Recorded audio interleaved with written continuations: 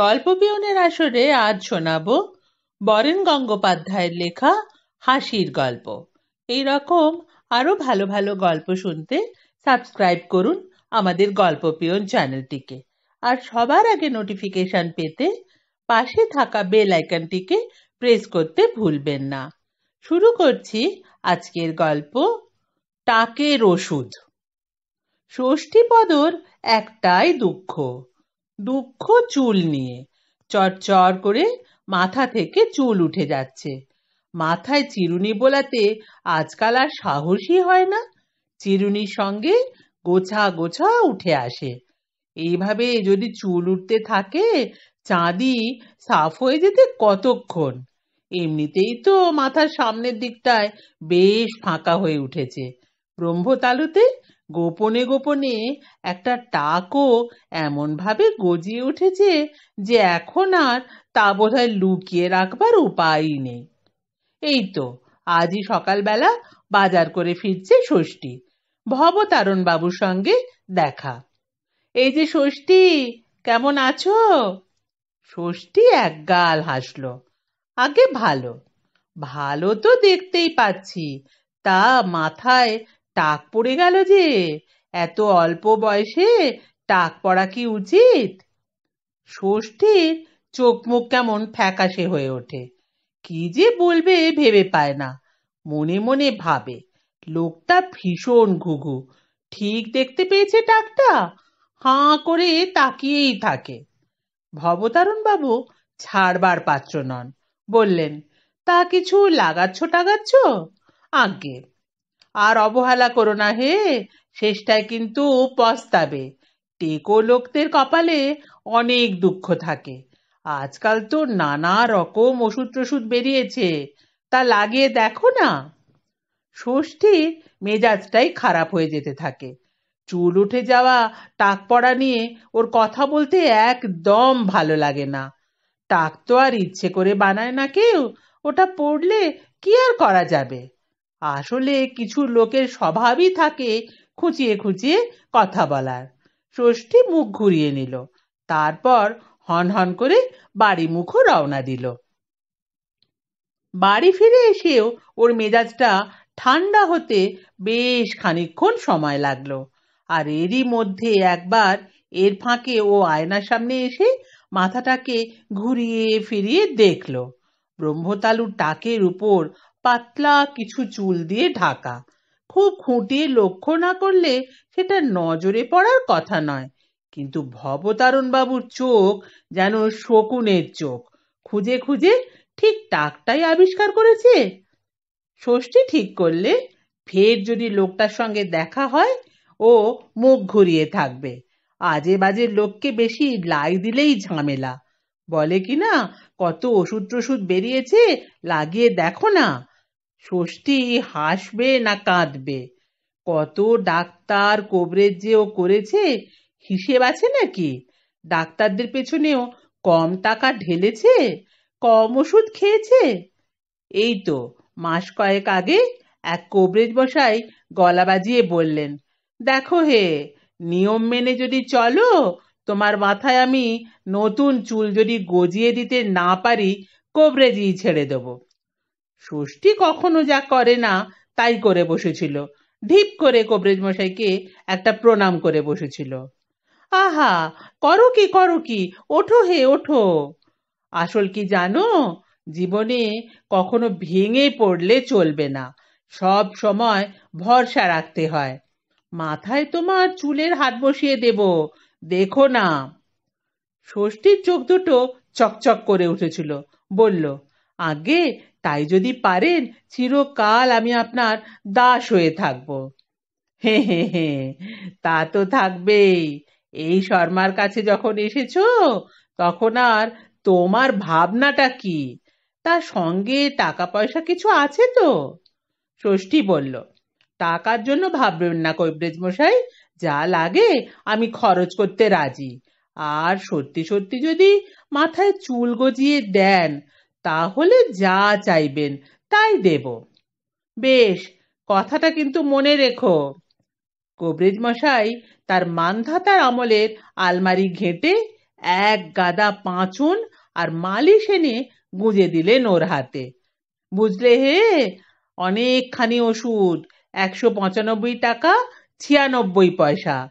তা এখন যা পারো দিয়ে যাও, এরপরে কিন্তু আমি আরো দামি ওষুধ দেব, বুঝলে? মাথা নেড়ে তখনকার মতো শখানেক টাকা কবরেজ মশাইয়ের হাতে দিয়ে হাসি মুখে চলে এসেছিল ষষ্ঠী। তারপরের দিনই গেল সেই পাঁচন। এক একটা বড়ি জিভে ছোঁয়াতেই যেন পেটের নাড়ি ভুঁড়ি উল্টে আসে। আবার 3 বেলা নিয়ম করে মাথায় চটচটে গুড়ের মতো মালিশ। গন্ধে মশা মাছি অবধি সামনে এগোতে সাহস পায় না। কিন্তু উপায় কি? চুল গজাবার জন্য হেন কাজ নেই ও করতে পারে না। ষষ্ঠীপদ তাই করেছিল বেশ কিছুদিন। হপ্তা হপ্তা কবরেজ মশাইয়ের ওষুধ আনা আর গুনে গুনে টাকা দিয়ে আসা। চুল গজানো তো দূরের কথা, মাথার সামনের দিকটা আরও খানিকটা ফাঁকা হয়ে গেল। শেষটায় রেগে মেগে সেই কবরেজ মশাইয়ের আর মুখ দর্শনও ও করেনি। এইরকম কত কবরেজ, কত হোমিওপ্যাথি, এমনকি একবার এক হেকিমের কাছেও মাথা নিয়ে হাজির হয়েছিল, কিন্তু থোড়াই চুল পড়া বন্ধ হলো। আসলে ওর কপালটাই খারাপ। এখনো যে কিছু কিছু চুল রয়েছে মাথায়, এটুকু যে কতদিন থাকবে কে জানে। মাথাটা হয়তো একদিন ধুধু চড়া পড়া মাঠের মতো দেখাবে। তখন দিনের বেলা রোদে বেরোলে চাঁদি ফেটে চৌচির হবে, রাতের বেলা ফাঁকা মাথায় হিম লাগলে বিছানায় শুয়ে সাগু বার্লি খেতে হবে। চুল যে কত উপকার করে মানুষের, এই সময় যেন হাড়ে হাড়ে টের পাচ্ছিল ষষ্ঠী। কেবল উপকার, আজকাল কত রকম চুলের ছাঁট লাগায় ওর বন্ধুরা, অথচ ষষ্ঠীর কপালে সেসব নেই। তবু ঘাড়ের দিকে চুল বড় হয়ে উঠলে সেলুনে না গিয়ে ওর উপায় থাকে না। তাই তো গত সপ্তাহে একবার ও চুল ছাঁটানোর জন্য পাড়ার নেতাজি সেলুনে ঢুকেছিল। সেলুনের ভদ্রেশ্বরের সঙ্গে ওর সেই ছোটবেলা থেকে জানাশোনা। তবু ভদ্রেশ্বর সেদিন ওর মাথার দিকে তাকিয়ে একগাল হেসে উঠেছিল। কি দাদা, চুল কাটবেন? ষষ্ঠীও বোকার মতো একটু না হেসে পারেনি। কি আর করব ভাই, যা আছে তাতেই একটু কাঁচি বুলিয়ে দাও। ঘাড়ের কাছে কিছুক্ষণ কাঁচি আর চিরুনি দিয়ে কুড়কুড় করে কাটাকাটি করলো ভদ্রেশ্বর। তারপর কাঁচি থামিয়ে বলল, চুল গজাবার তো অনেক ওষুধ বেরিয়েছে আজকাল, মাখেন না কেন? আবার গা পিত্তি জ্বলে যায় ষষ্ঠীর। ওষুধ না ছাই, অনেক মেখেছি ভাই, কিচ্ছু হবার নয়। সে কি বাবু, কত লোকের তো হচ্ছে, আর আপনার হবে না? ছাই হচ্ছে। কার হয়েছে শুনি? ভদ্রেশ্বর বলল, আগে বৃন্দাবন বাবুর হয়েছে। ওর মাথাটা তো টাক পড়ে পড়ে একটা লাউয়ের মতো হয়ে উঠেছিল। বটে? কে বৃন্দাবন? আমাদের প্রাইমারির টিচার। আগে তো ওর মাথায় টাক আমরাই দেখেছি, এখন সেদিন দেখলাম মাথা ভর্তি মিশমিশ করছে চুল, যেমন কালো তেমনি ঘন। ষষ্ঠী এবার চিনতে পারল বৃন্দাবনকে। ভদ্রেশ্বর ঠিকই দেখেছে, কিন্তু ওই রহস্যটা ওর জানা। পরচুলা পরেন উনি, হাসলো ষষ্ঠী। তুমি ঠিকই দেখেছো, ওরকম পরচুলা পড়লে আমার মাথায়ও চুল দেখতে পেতে। পরচুলা? একটু অবাক হয় ভদ্রেশ্বর। হ্যাঁ হ্যাঁ, পরচুলা। পরচুলা পড়তে পড়তে মাথায় যখন ঘা হবে তখন বুঝতে পারবে। ভদ্রেশ্বর আবার কুড়কুড় করে কাঁচি আর চিরুনি চালালো ওর মাথায়। তারপর ঘাড়ে গলায় পাউডার ফাউডার ছড়িয়ে মাথায় আলতো করে চিরুনি বুলিয়ে টাকটাকে ঢেকে দিল। ষষ্ঠী ভদ্রেশ্বরের কাটার মজুরি ছাড়াও 4 আনা বকশিস দিয়ে ফিরে এসেছিল বাসায়। সব কথাই আজ মনে যাচ্ছিল তার, কিন্তু ঠোঁট বাঁকা করে ভবতারণ বাবুর কথা বলাটা যেন কিছুতেই সহ্য করার নয়। লোকটাকে আচ্ছা করে 2-4 কথা শুনিয়ে এলে হতো, এ যেন খানিকটা পালিয়েই এসেছে ষষ্ঠীপদ। যাকগে, কি আর করা যাবে। ষষ্ঠী ঘাড়ের উপর তোয়ালে ফেলে বাথরুমে যাওয়ার জন্য উঠল। আর ঠিক এই সময় দরজায় ঠুক ঠুক করে ঠোকা। কে রে বাবা, এই অসময়ে আবার কে এলো? কে? আহা, দরজাটা খুলবে তো? গলা শুনে একটু চমকেই উঠল ষষ্ঠী। তবে কি ভবতারণ বাবুই আবার বাড়ি অবধি ধাওয়া করলেন নাকি? এগিয়ে গিয়ে দরজা খুলল। হ্যাঁ, যা ভেবেছিল তাই। ষষ্ঠী কটমট করে তাকালো। কি চাই? এই দেখো, চাইবার জন্যই লোকে আসে নাকি? তখন তোমাকে দেখে আমার খুব কষ্ট হলো, তাই এলাম। আবার গা জ্বালা শুরু হলো ষষ্ঠীর। বলল, আমার এখন সময় নেই, আমি চান করতে যাচ্ছি। ভবতারণ বাবু নাছোড়বান্দা, তা বললেন, তুমি চানটা করে এসো, আমি একটু বসি। তোমার ওই টাকের ব্যাপারটায় আমার খুব কষ্ট হচ্ছে। ষষ্ঠী যে কি করবে বুঝতে পারে না, একটু রাগত গলায় বলল, আমার মাথার টাক থাক আর নাই থাক, তাতে আপনার কি? আহা, অত চটো কেন? ভবতারণ বাবু ঘরের ভেতর ঢুকে একটা চেয়ার টেনে বসে পড়েন।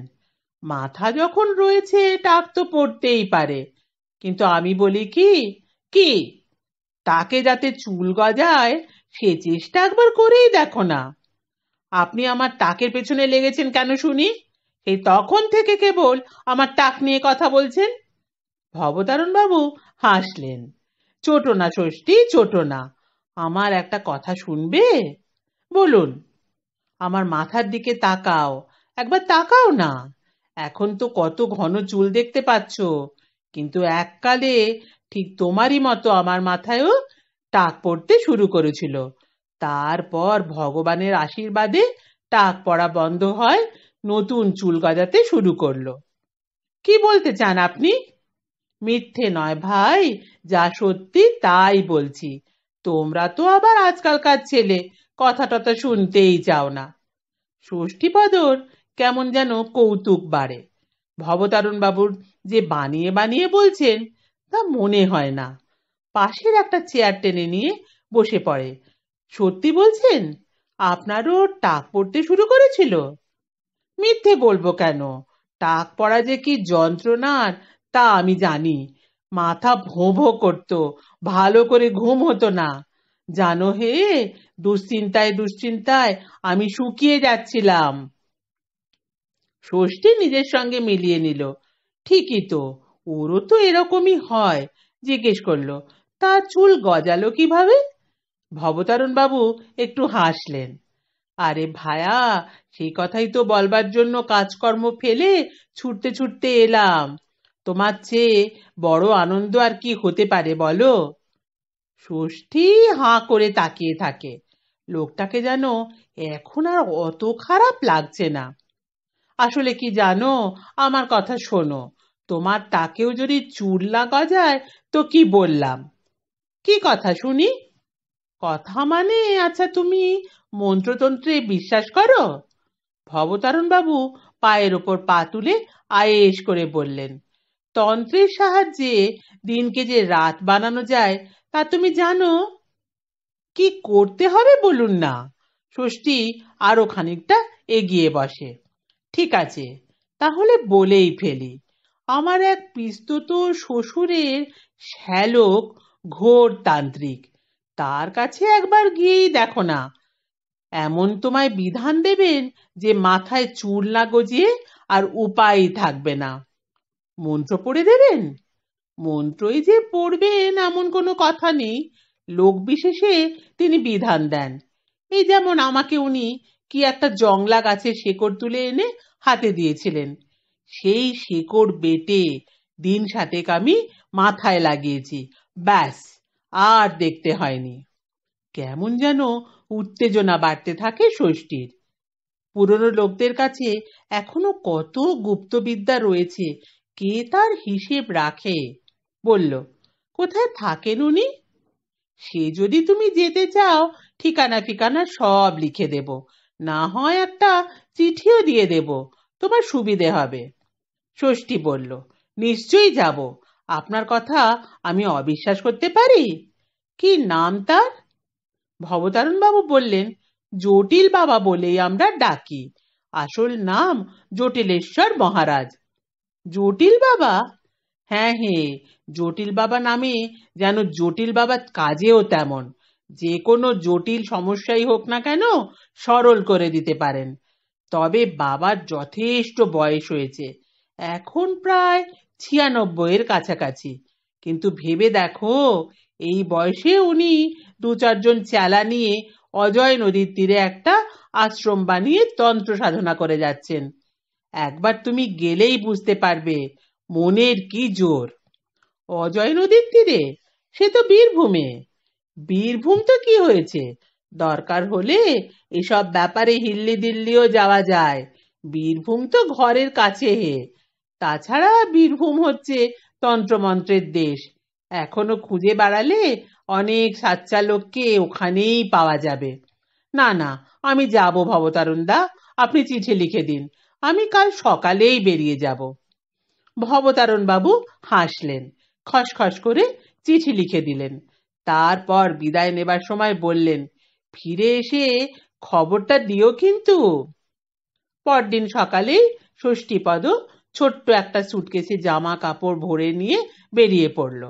ট্রেনে উঠলো, ট্রেন থেকে নামলো, একে জিজ্ঞেস করলো, ওকে জিজ্ঞেস করলো, তারপর নদী পেরোলো। নদীর ধার দিয়ে মাইল 6-7 হাঁটলো। হেঁটে হেঁটে জটিল বাবার আশ্রমের কাছে যখন এলো, তখন প্রায় সন্ধে হয়। নদীর পাশেই আশ্রম। জায়গাটা বেশ নির্জন, ধারে কাছে কোনো গায়ের চিহ্ন নেই। আশ্রমের চারপাশ ঘিরে বেশ কিছু গাছপালা, দূর থেকে দেখে মনে হয় যেন একটা জঙ্গল। কেমন একটু ভয় ভয়ও লাগতে থাকে ওর। বীরভূম যেমন তন্ত্রমন্ত্রের দেশ, তেমনি আবার ডাকাতেরও দেশ। জঙ্গলের মধ্যে সত্যি সত্যি ওটা আশ্রম না ডাকাতের আস্তানা, কি জানি ভবতারণ বাবু ওকে জলজান্ত একটা বিপদের মধ্যেই ঠেলে আনলেন কিনা। চারপাশে একবার চোখ বুলিয়ে নিল ষষ্ঠী। তারপর ভাবলো, অত ভয় পেলে চলবে না ওর, যা থাকে কপালে। জঙ্গলের মধ্যেই ঢুকে পড়লো। তারপর এগোতে এগোতে মাটির দেওয়াল আর খড়ের ছাউনি দেওয়া একটা ঘর দেখতে পেল। ঘরটার সামনের দিকে আসতেই জটিল বাবাকে চোখে পড়ল ওর। দাওয়ায় ধুনি জ্বালিয়ে বসে ধ্যান করছেন জটিল বাবা। পরনে একটি নেংটি, খালি গা, মাথায় বটের ঝুড়ির মতো জট, পিঠ ছাপিয়ে সেই জট মেঝেয় নেমেছে। বাবার যে অনেক বয়স হয়েছে তা বোঝা যায়। গায়ের চামড়া কেমন যেন ঝুলে পড়েছে। ষষ্ঠী আর একটু এগিয়ে মাটিতে উবু হয়ে বাবাকে প্রণাম করলো। আর তখনই জটিল বাবার মুখ দিয়ে একটা ধ্বনি বেরোলো, বোম মহাদেব, আয় বেটা বস এখানে। ষষ্ঠী চিঠিটা এগিয়ে ধরলো বাবার দিকে। কি এটা? আগে চিঠি, ভবতারণ বাবু দিয়েছেন। কে, ভবা? ভালো আছে তো বাবা? চিঠিটা মেঝেতে একপাশে রাখলো ষষ্ঠী। আগে ভালো, ওর মাথায় এখন এক গাদা চুল, টাক পড়া বন্ধ হয়ে গেছে। চুল? জটিল বাবার চোখ দুটো কেমন খুদে খুদে হয়ে ওঠে। একটু পরেই যেন প্রসঙ্গটা ধরতে পারলেন। ও হ্যাঁ, চুল উঠে যাচ্ছিল বলে খুব কান্নাকাটি করতো এখানে এসে। হ্যাঁ বাবা, দারুণ চুল হয়েছে মাথায়। সেলুনে কাটতে গেলে এখন ওকে ডবল পয়সা দিতে হয়। হবেই তো, তা তোকে পাঠালো কেন? তোরও কি টাক পড়ছে নাকি রে? আগে বাবা হ্যাঁ, রাতে ঘুম হয় না, কান ভো ভো করে। ষষ্ঠী বলতে বলতে আবেগে বাবার পা দুটো জড়িয়ে ধরে। জীবনে আমার একটাই দুঃখ বাবা, মাথার চুলগুলো হু হু করে উঠে যাচ্ছে। মাথাটা একদম ফাঁকা মাঠের মতো হয়ে যাচ্ছে। বম মহাদেব, আবার হুঙ্কার দিয়ে উঠলেন জটিল বাবা। ষষ্ঠী হাত জোর করে কপালে ঠেকালো। জটিল বাবা ফিক করে একটু হাসলেন। চুল আবার একটা সমস্যা নাকি রে? কিছু ভাবিস না, সব ঠিক হয়ে যাবে। আবার আমার মাথা ভর্তি চুল হবে বাবা? মাথা ভর্তি তো হবেই, পিঠ ছাপিয়ে পা অবধি গড়াবে। যা, নদীর পাড় থেকে এক খাবলা মাটি তুলে নিয়ে আয় দেখি। মাটি? যা না, ওই তো সামনেই নদী, খানিকটা মাটি নিয়ে আয়। ষষ্ঠীপদ কি আর করে, উঠে নদীর দিকে এগোলো। চারপাশটা কেমন অন্ধকার অন্ধকার, সাপ খোপ কোথায় লুকিয়ে আছে কে জানে, কিন্তু বাবার আদেশ তো ফেলা যায় না। হাঁটতে হাঁটতে একেবারে নদীর পাড়ে চলে এলো। এমন সময় সরসর করে কি যেন একটা লাফিয়ে জঙ্গলের মধ্যে ঢুকলো। শিয়াল না কুকুর কে জানে, গা ছমছম করে উঠল ওর। সঙ্গে সঙ্গে নদীর পাড় থেকে খানিকটা মাটি তুলে হন হন করে আবার ও বাবার কাছে ফিরে এলো। এনেছি বাবা, এনেছিস, রাখ, এই মাটিতেই তোর কাজ হবে। ষষ্ঠী কেমন বোকার মতো তাকায় জটিল বাবা হাতের ত্রিশূলটা এবার তুলে ধরেন। বম মহাদেব। তারপর ত্রিশূলটা দিয়ে মাটির উপর একটু ছোঁয়ালেন, বিড়বিড় করে কিছু যেন মন্ত্র পড়লেন। তারপর বেশ কিছুক্ষণ চোখ বুজে ধ্যান করে বসে রইলেন। ষষ্ঠীও হাত জোড় করে বসে রইল, ভক্তিতে কেমন গদগদ হয়ে উঠতে লাগলো। মিনিট পাঁচেক এইভাবে কাটলো। আবার বম মহাদেব। জটিল বাবা ত্রিশূলটা সরিয়ে নিলেন, একগাল হাসলেন। যা, এই মাটি যত্ন করে নিয়ে যা, রোদে শুকিয়ে শক্ত করে নিবি, তারপর মাথায় ঘষবি, বুঝলি? মাথায় ঘষবো? কেমন যেন একটু অবাক হয়ে তাকায় ষষ্ঠী। শুকনো মাটির ঢেলা মাথায় ঘষলে চুল গজাবে, এ কথা যেন বিশ্বাসই হতে চায় না। হ্যাঁ রে খোকা, মাথায় ঘষবি, ঘষতে ঘষতে দেখবি চুল উঠে যাচ্ছে। চুল উঠতে উঠতে পুরো মাথাটা যখন বেলমুন্ডি হয়ে যাবে, তখন আবার এখানে আসবি, তখন দেব ওষুধ। 7 দিনেই মাথা ভর্তি কুচকুচে কালো চুল বেরোবে, বুঝলি? ষষ্ঠী ভয়ে ভয়ে মাথা নাড়ে, তাই করবে। ভয় নেই রে খোকা, যা বলছি করগে, হাতে হাতে ফল পাবি, তা না হলে তখন আমায় বলিস। ষষ্ঠী বাবার পা ছুঁয়ে প্রণাম করলো, মাটির তালটা পাতায় জড়িয়ে যত্ন করে সুটকেসে ভরলো। তারপর আবার গুটি গুটি পায়ে আশ্রম ছেড়ে বাড়ি মুখো রওনা দিল। পরের ঘটনা সামান্যই। অফিস থেকে 1 মাসের ছুটি নিল ষষ্ঠী। মাটির তালটা রোদে শুকিয়ে টনটনে করে নিল। তারপর সেই শক্ত মাটির ঢেলা দিয়ে মাথায় ঘষা শুরু করলো। শক্ত মাটির ঢেলা মাথায় ঘষা কি সোজা কথা? খোঁচা লেগে রক্ত ফক্ত ঝরতে শুরু করলো। তা ঝরুক, চুল যত ওঠে ততই যেন ওর মঙ্গল। মাথাটাকে পুরো বেলমুন্ডি করে তবেই আবার জটিল বাবার কাছে যেতে হবে। যত তাড়াতাড়ি যাওয়া যায় ততই যেন ও বাঁচে। এর মধ্যে একদিন আবার ভবতারণ বাবু এসে হাজির। কি হে ভায়া, ঠিক মতো ঘষছো তো মাথায়? দেখি দেখি, বাহ, অনেকটাই তো ফাঁক হয়েছে দেখছি। করুণ চোখে তাকায় ষষ্ঠী। চুল তো ঘষে ঘষে উঠিয়েই ফেলছি, শেষ পর্যন্ত আবার গজাবে তো? গজাবে না মানে? জটিল বাবা কি ফালতু নাকি হে? লোকে ওকে ঠিক মতো চিনল না, এই যা দুঃখ। এই দেখুন না, খোঁচা লেগে ডাক্তার কি হাল হয়েছে, মাথা চুজিয়ে ব্রহ্মচালুটা দেখার মতন। ভবতারণ বাবু একটু হাত বুলিয়ে দেন সেখানে। আসলে কি জানো, এই চুলগুলো তোমার মাথা থেকে চলে যাওয়াই ভালো। নতুন চুল গজাবে তখন এগুলোকে আর রাখা কেন? নতুন আর পুরনোতে কখনো মিশ খায় না।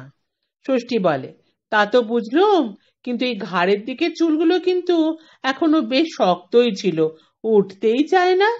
জোরে জোরে ঘষো, তবে না উঠবে। তাছাড়া যত তাড়াতাড়ি তুলতে পারবে ততই তোমার সুবিধে, তাই না? ষষ্ঠী মাথা নাড়ে, তাই। ভবতারণ বাবু আরো কিছুক্ষণ বসেন, ষষ্ঠীপদকে উৎসাহ দেন, তারপর আবার আসবো বলে বিদায় নিয়ে চলে যান। ষষ্ঠী ঘর থেকে বেরোয় না। মিনিট 10 পর পরই ঢেলা দিয়ে মাথা ঘষে। আয়নার সামনে গিয়ে ঘুরিয়ে ফিরিয়ে মাথা ঢাকে। না, প্রায় উৎখাত হয়ে এসেছে, আর 2-1 দিনের মধ্যেই পুরোটা তুলে ফেলা যাবে। মনে মনে বেশ চাঙ্গা বোধ করে, কখনো বা গুনগুন করে গানও গেয়ে ওঠে। জটিল বাবার কাছে গিয়ে এবার যখন আসল ওষুধ নিয়ে আসবে তখন আর আমায় পায় কে? মাথা ভর্তি মিশমিশে কালো চুল যখন ভরে উঠবে তখন আর আমায় পায় কে? সব চুল তুলে ফেলতে আর দিন চারেক লেগে গেল। ষষ্ঠীপদ আবার সেই ছোট্ট সুটকেসটায় কাপড় চোপড় ভরে নিয়ে জটিল বাবার উদ্দেশ্যে রওনা হয়ে গেল। বেরোবার সময় মাথায় একটা কাপড়ের টুপি পরে নিল।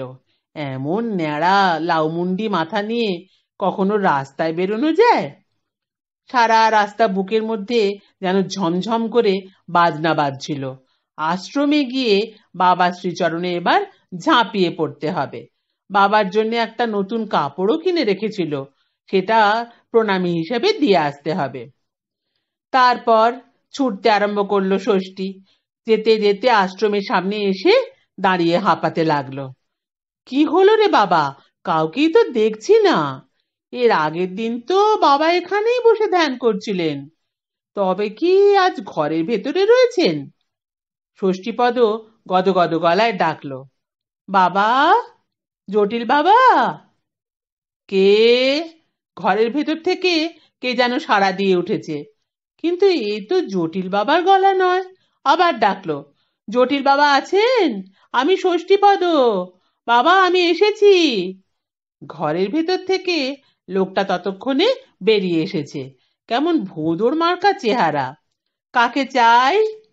লোকটার চোখে বিস্ময়। আগে আমি জটিল বাবার কাছে এসেছিলাম, উনি আমাকে আসতে বলেছিলেন। বলেছিলেন বুঝি? কিন্তু উনি তো নেই। নেই মানে? কোথায় গেছেন? কেমন যেন বুকের ভেতর কাঁপতে শুরু করে। পঞ্চভূতে বিলীন হয়ে গেছেন। পঞ্চভূতে?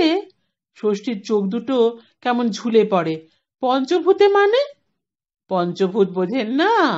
উনি ইহ জগতের মায়া কাটিয়ে স্বর্গধামে চলে গেছেন। আগে মারা গেছেন? ব্রহ্মতালুতে যেন একটা লোহার ডান্ডা পড়ে ষষ্ঠীর। আমার চুল? লোকটা বলে, এই তো দিন চারেক আগে আমরা তার ভক্তরা মিলে এই নদীর ধারে তাকে দাহ করলাম। ষষ্ঠীর কান জুড়ে ভোঁ ভোঁ শুরু হলো। চোখের সামনে অসংখ্য ঝিঝি পোকার খেলা। সুটকেসটা বুকের সঙ্গে চেপে ধরে ও চেঁচিয়ে উঠল, আমার চুল? চুল? লোকটার চোখে বিস্ময়। আমার চুলের কি হবে? ষষ্ঠী চেঁচিয়ে উঠল, আমার চুলের কি হবে? তারপর আর দাঁড়াবার মতো অবস্থা নেই ওর। সুটকেসটা বগল দাবা করে ও নদীর ধার দিয়ে ছুটতে শুরু করলো।